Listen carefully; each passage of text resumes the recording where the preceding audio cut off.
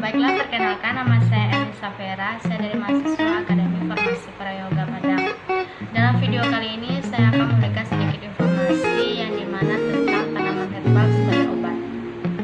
Tanaman herbal mungkin sering kita jumpai, bahkan ada di sekitar kita tanaman tersebut. Jadi tanaman tersebut bukan saja sebagai hiasan saja, tetapi tanaman tersebut sebagai obat.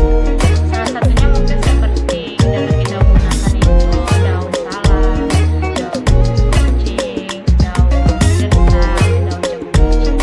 Jadi dalam video kali ini saya mengambil satu contoh tanaman yang dapat digunakan sebagai obat, yaitu daun sirih. Daun sirih. Daun sirih dimana dengan nama simplicianya yaitu Piperpolium.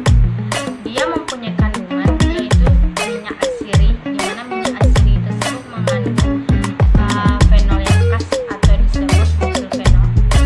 Khasiat dari daun sirih tersebut adalah sebagai astringent, antiseptik, antisariawan, dan sebagai obat batuk. Salah satunya akan saya jelaskan itu sebagai anti batuk.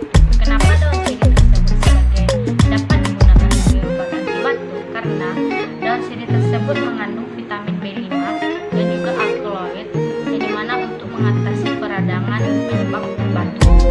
Gimana cara penggunaan daun sirih sebagai obat batuk? Baiklah, bagaimana cara pembuatan daun sirih yang dapat digunakan sebagai obat batuk. Dalam video kali ini saya akan menjelaskan langkah-langkah cara pembuatan daun sirih sebagai obat batuk.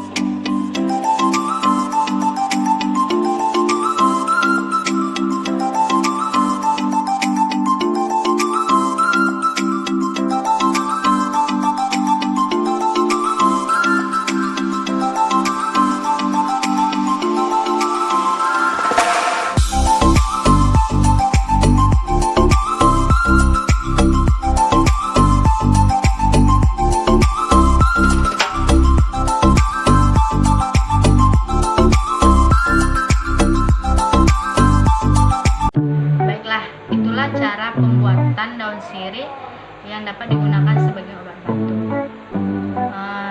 Sekian informasi yang dapat saya sampaikan. Semoga apa informasi yang saya sampaikan